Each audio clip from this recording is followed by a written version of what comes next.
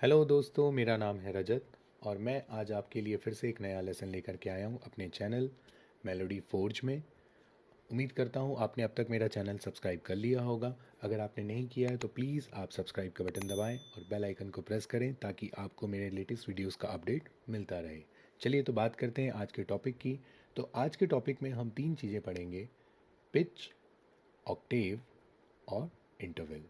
तो इन तीन टॉपिक्स को समझना बहुत ज़रूरी है और इन तीन टॉपिक्स से जुड़ करके पूरा इंटरवल का कंसेप्ट काम करता है। तो चलिए शुरू करते हैं आज का पहला टॉपिक, पिच। पिच एग्जैक्टली क्या होती है? पिच को हम सिंपली कहें तो साउंड की अलग अलग फ्रिक्वेंसीज को हम पिच कहते हैं, जैसे कि सी, ई, डी, जी। कोई भी नोट जो फ्रिक्वेंसी प्रोड्यूस कर रहा है, साउंड प्रोड्यूस कर रहा है, उसे हम पिच कहते हैं।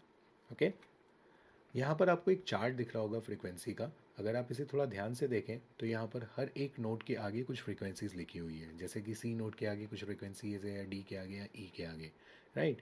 अब अगर मैं ऐसा कहूँ कि मुझे फ्रीक्वेंसी 260 हर्ट्ज प्ले करनी है, तो ये एक कीबोर्ड में ढूंढ पाना ऑलमोस्ट इम्पॉसिबल हो जाता है। राइट। तो इसीलिए यहाँ पर हमने नोट्स को इंट्रोड्यूस किया और इन्हीं नोट्स को हम कहते हैं chromatic scale, starting from A, B flat, B, C, D flat, D, E flat, E, F, G flat, G and A flat, और फिर हमें वापस से मिल जाता है ए नोट। तो इस तरह से हमें टोटल 12 नोट्स मिलते हैं ए से लेकर के ए फ्लैट तक।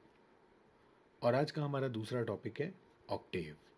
अब एग्जैक्टली ऑक्टेव सिंपली कहूँ तो एक नोट का दोबारा रिपीट होकर के आना ऑक्टेव होता है। ओके, जैसे इस केस में हमने देखा सी से अगले सी तक आने को हम ऑक्टेव कहते हैं, लेकिन इस बीच में तो बहुत सारे नोट्स हैं, राइट। फिर इसे ऑक्टेव क्यों कहा? क्योंकि ऑक्टेव जो है वो एक स्केल से निकल करके आए हुए नोट्स को कहते हैं, जैसे कि मेजर स्केल।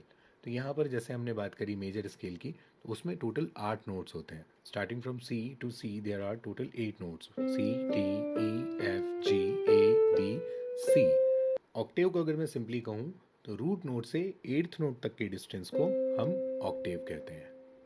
अब बात करते हैं पिच क्लास की। पिच क्लास को हम सिंपली कह सकते हैं कि जो नोट्स यहाँ पर मल्टीपल टाइम्स आ रहे हैं, जैसे कि सी, ये बार बार आ रहे हैं, राइट। तो इसे हम एक कैटेगरी में रखते हैं जिसे हम कहते हैं पिच क्लास सी। ओके, उसी तरह से अगर मैं ए नोट प्ले करूं तो ये सभी एक क्लास को बिलोंग करते हैं जिसको हम कहते हैं पिच क्लास ए। तो ये होती है पिच क्लास। तो चलिए दोस्तों, आज के सबसे इंपॉर्टेंट टॉपिक की ओर चलते हैं, इंटरवल। इंटरवल क्या होता है, कैसे काम करता है, इंटरवल के कंसेप्ट्स क्या होते हैं, क्यों हमें उन्हें यूज़ करना चाहिए, ये सारी चीज़ें आज हम इस टॉपिक पे समझेंगे। तो सबसे पहले हम देखते हैं इंटरवल होता क्या एग्जैक्टली। तो किसी दो नोट के बीच के डिस्टेंस को हम इंटरवल कहते हैं। इंटरवल को डिफाइन कैसे करते हैं? तो उसमें दो फैक्टर होते हैं, एक होता है इंटरवल की क्वालिटी और दूसरा होता है इंटरवल का नंबर। तो इन दोनों के बेसिस पर हम इंटरवल को समझते हैं। तो यहाँ पर आप देखेंगे दोस्तों, मैंने कुछ नोट्स लिखे हुए हैं। ये जो नोट्स है इसमें कोई शार्प या फ्लैट प्रेजेंट नहीं है, राइट। तो अभी हम सिर्फ ऐसे सिंपली काउंट करके समझेंगे कि इंटरवल नंबर पर कैसे काउंट होता है। सो लेट्स सपोज कि मैंने ई नोट से काउंट करना शुरू किया और मुझे जाना है डी नोट तक। ओके, तो यहाँ से यहाँ तक की जो डिस्टेंस, इसमें कितने नोट्स आते हैं? 1, 2, 3, 4, 5, 6, 7। तो ई से डी तक का जो इंटरवल है वो हुआ इंटरवल ऑफ 7। तो इसी तरह से हम कैलकुलेट करते हैं इंटरवल को। अब अगर बाई चांस ये डी ना हो करके डी शार्प होता, तब भी अगर मैं ई से ट्रैवल करके यहाँ तक आता तो भी मैं इसे ई से डी शार्प को इंटरवल ऑफ 7 ही कहता। शार्प या फ्लैट से कोई मतलब नहीं होता इंटरवल के नंबर्स को। इंटरवल का नंबर जो होता है वो नोट को काउंट करता है। ई, F, G, A, B, C, D, इस तरह से नोट को हमने काउंट किया और हमको पता चला कि ये टोटल इंटरवल ऑफ 7 है। ओके, तो इस तरह से इंटरवल को नंबर पर काउंट किया जाता है। अब अगर मैं थोड़ा स्पेसिफिक हो जाऊँ, इंटरवल को मेजर या माइनर स्केल पर हम कैसे काउंट करते हैं, तो से फॉर एग्जांपल यहाँ पर मैंने मेजर स्केल ली हुई है, सी मेजर स्केल। तो इंटरवल जब कोई मेजर स्केल या माइनर स्केल पर आता है तो वो बहुत इजी हो जाता है और उसे सिंपली 1 2 3 4 के नंबर पर डिफाइन किया जा सकता है। जैसे कि सी से डी जो है वो इंटरवल ऑफ सेकेंड है, सी से ई इंटरवल ऑफ थर्ड, सी से एफ इंटरवल ऑफ फोर्थ, सी से जी इंटरवल ऑफ फिफ्थ, सी से ए इंटरवल ऑफ सिक्स्थ, सी से बी इंटरवल ऑफ सेवेंथ और सी से सी इज इंटरवल ऑफ एट्थ। इसे अगर हम डिफाइन करें तो ये सारे इंटरवल इसी ऑर्डर में निकल करके आ जाते हैं। लेकिन अगर मैं उसी सेम स्पॉट पर सी और सी मैंने 2 बार प्ले किया तो इसे मैं परफेक्ट यूनिसन कहता हूँ या फिर इंटरवल ऑफ फर्स्ट कह सकते हैं। स्केल कोई भी हो, इस बात से कोई फ़र्क नहीं पड़ता, हर केस में ऑक्टेव या इंटरवल सेम रहेगा। जैसे कि यहाँ पर हमने डी मेजर स्केल ली हुई है, तो डी से जो नेक्स्ट डी की डिस्टेंस है उसे हमने ऑक्टेव ही कंसिडर किया हुआ है। पर दोस्तों क्या होगा अगर हमारे पास में टोटल 12 पिच हो क्रोमेटिक स्केल की और हमें इसमें से इंटरवल डिफाइन करना हो? तो इंटरवल का चार्ट कुछ ऐसा दिखाई देगा, जहाँ पर मुझे सपोज ए से डी फ्लैट पे जाना है तो वो हुआ इंटरवल ऑफ फोर्थ, राइट। और वहीं अगर मैं ए से डी तक भी जाता हूँ तो वो भी हुआ इंटरवल ऑफ फोर्थ।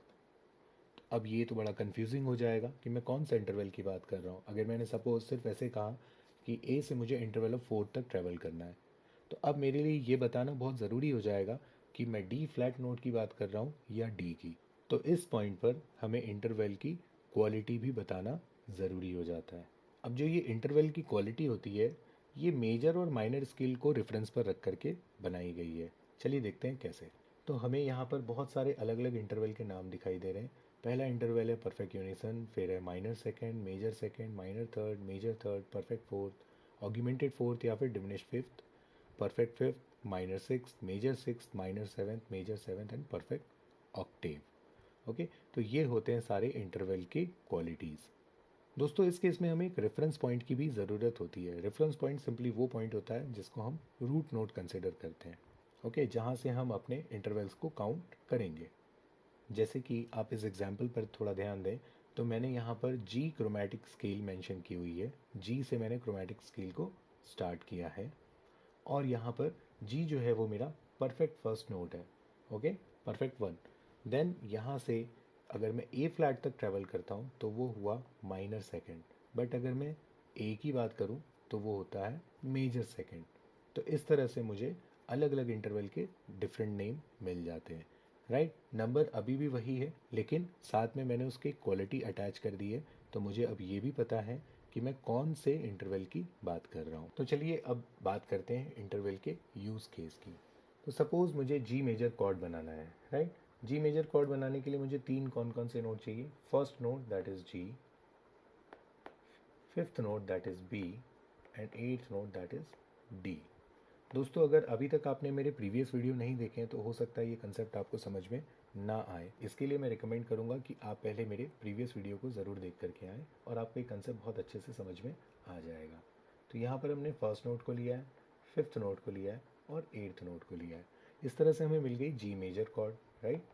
बट अगर बात करें मुझे जी मेजर कॉर्ड के अलावा कोई कॉर्ड बजानी है जो कि जी पर बेस्ड हो, जैसे कि जी सस्पेंडेड फोर्थ, ये एक कॉर्ड होती है। अभी तक हालांकि हमने मेजर या माइनर कॉर्ड के अलावा किसी और कॉर्ड का एक्सप्लोर नहीं किया है, बट जल्दी ही हम इन सब बारे में भी वीडियो बनाएंगे और आप उसे देख पाएंगे।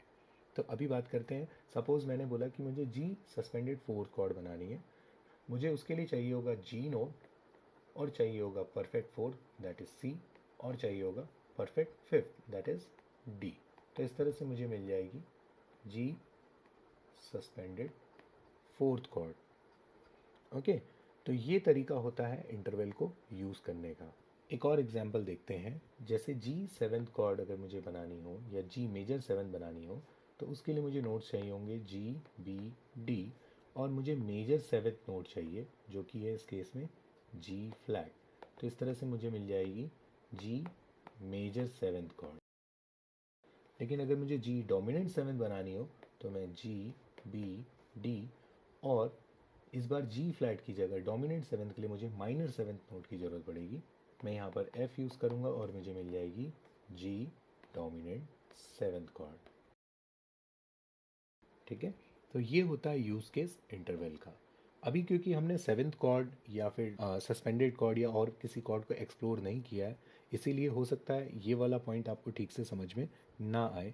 बट आगे के वीडियोस में हम seventh, dominant, diminished, augmented, suspended ये सारी कॉर्ड्स को भी एक्सप्लोर करेंगे और इनको किस तरह से यूज़ करते हैं ये भी हम सीखेंगे। तो दोस्तों, आज के वीडियो में इतना ही। आई होप कि आपको मेरे लेसन समझ में आ रहे होंगे। आप इसे यूज़ करके देखें और आपको धीरे धीरे पूरे कंसेप्ट खुद ब खुद क्लियर होने लगेंगे।